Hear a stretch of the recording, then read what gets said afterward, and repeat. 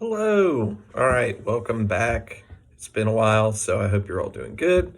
The first thing I want to address is some housekeeping.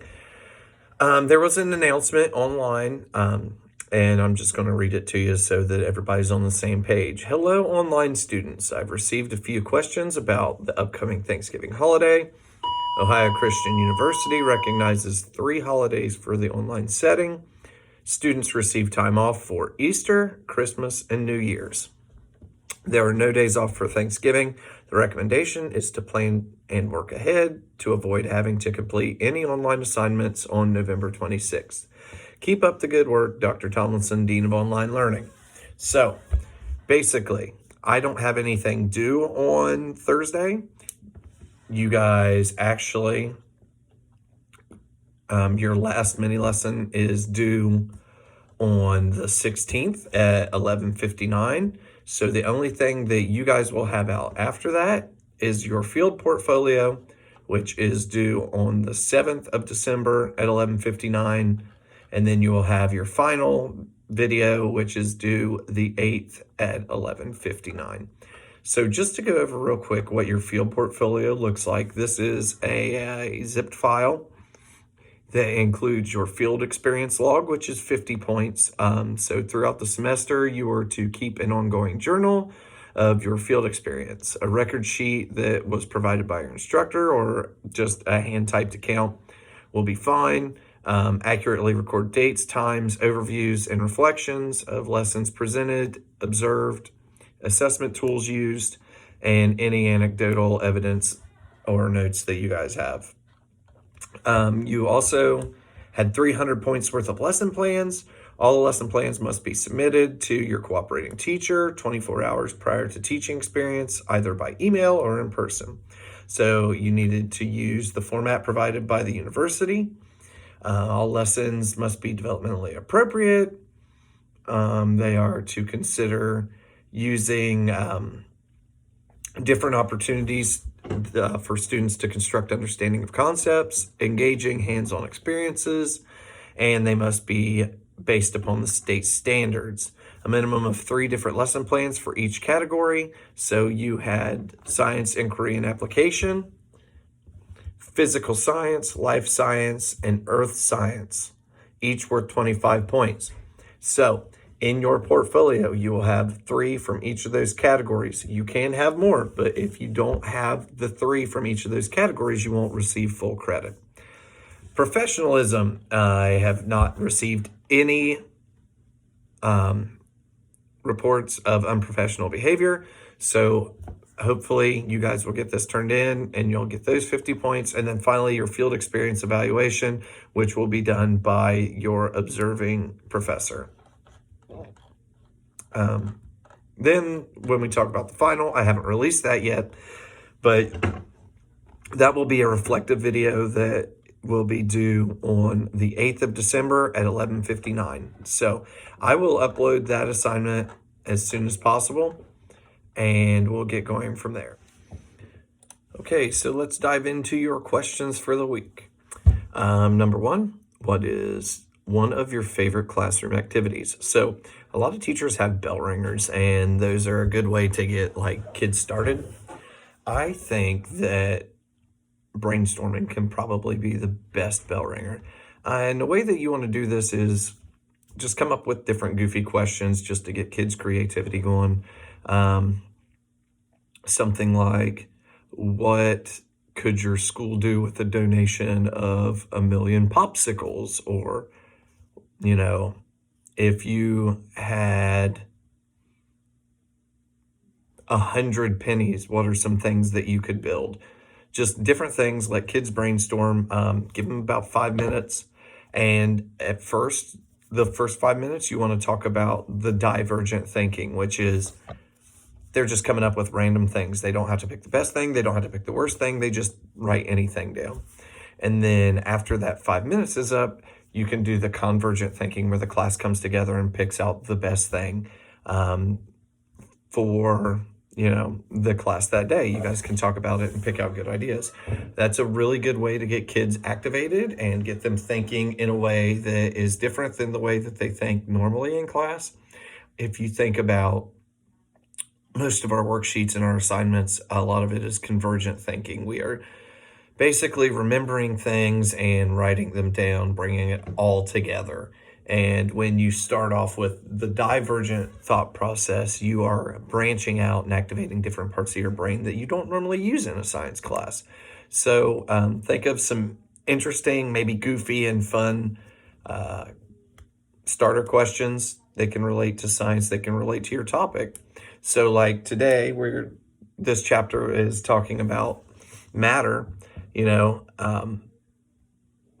you could talk about different laws of motion. You know, you could talk about name something that we know. What are things that we know in different phases, blah, blah, blah, and just dive into all that. The next question, do you think that teachers should avoid controversial topics in the classroom, or should it be a place where difficult topics are discussed? It depends. I feel like difficult social topics should be discussed in small group settings.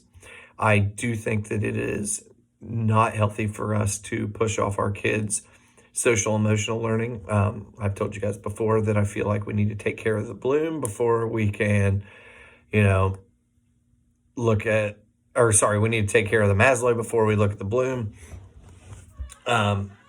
And we need to take care of our kids' needs. And a lot of those needs are social emotional. We have a lot of trauma informed instruction that we need to do with these kids. And I think that we should be the person that they can talk to, but there are times when it's inappropriate to do it in class. So in your classroom specifically, I would try to stay on topic, and then in free time, I would discuss those other controversial topics if they're not related to your subject. And as always, don't go outside of your comfort zone. Don't try to solve all the problems of the world. If it's something that you think could come back on you or reflect negatively on your professionalism, don't address it. Save it for another time. The next one, what are some good strategies that you use to help students with test anxiety? So I assess in a lot of different ways. Sometimes my tests aren't even tests. Like with you guys, you look at a final, everybody gets anxiety when they're going in to take a final. However, your final is going to be a reflective video of the course, of your experiences in the field, things that you liked, things that you didn't. And I'm going to use this as a formative, summative type of assessment where it helps me look at how the course was designed, things that I can tweak. And it also tells me, you know, where you guys are on the spectrum of understanding pedagogy and how you feel as an educator. So there are different types of assessments that you can do. You can do, I know that Kahoot allows you to keep data, so you can use that. You can use iReady. You can use any sort of software that will help reduce test anxiety. You can remove testing windows as far as timing. Let kids take tests as long as they need to take them. You can make your test universally accessible. For instance, let's say that you have a test where, you know, you're not testing reading, right? How many times have you been in a class where all you've needed is clarification on a word and teachers are like, oh, well, I don't really feel like I can even, you know, when you're making those decisions on how to help your student, remember what you are trying to assess and help them on anything that may be a hiccup that's not related to what you're assessing. If you're assessing their understanding of, you know, Newton's laws, does it really matter if they need your help writing? Are you assessing their writing or are you assessing their understanding? So design your assessments to test what you want to know and then make them accessible for everybody. You can have students that are nervous and want to do paper. You can have students that are extroverts and would rather, you know, give a speech or make a video. So be creative in your assessments. That's how you reduce test anxiety. And I do think that not having everything relying on just your tests is really important. So make sure that you are flexible in the way that you grade, have multiple different ways of grading, and go from there. Final question. What can we do in the classroom for students that are too far behind to understand the lesson for that day? For example, I've been in classrooms where a teacher is teaching long division, but a student does not even know how to subtract. Intervention specialists are not always available. How can you reach these students and include them in lessons without causing them to become too frustrated? Whoa, what a heavy question. This has happened a lot in my career, and I was the intervention specialist. So, it is difficult. You do need to be able to meet your students on their level of understanding because success breeds success. You also need to find ways to meet your curriculum needs. And I think that too many times we pull kids out and send them to the intervention classroom because they're too far behind.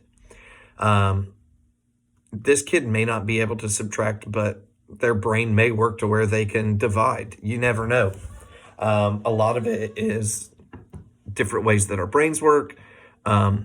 So what I would do is for students like that, maybe create a tiered system and have them check off certain things and meet the needs of your classroom, and then go back and just kind of do some remedial stuff with that kid. It's okay for you to focus more time on your struggling learners because your advanced learners are just scooting along without you. I think that we kind of get caught up in making sure that everybody gets the same amount of attention, and that's not always good. Some students don't need our attention. Some students need it more. It's not equal per se. It's just what is equitable, what they need. So, I think that should answer your question. How do I reach these students and include them without causing them to become too frustrated? I ask them questions I know they're going to be able to answer. Don't set your kids up for failure. If you know this kid really struggles in certain aspects of long division, have them answer a question that you know that they can get right. Like, hey, what's the day? Or just anything. Include those kids. Get them involved in the conversation without showing their weaknesses. Okay, I think that's all I have for you. Next week will be one of our last videos. I hope that you guys are all safe. Mini lesson 6 is due on Monday. I hope that you guys get everything in on time. Our classroom grades will be up pretty soon. Next week, I will go through the final with you, and I will also be talking about what we see in chapter 12. So that chapter 12 is your engineering and technology. So I think that we can really dive into the technology piece, seeing as how we're distance learning. All right. Stay safe. God bless.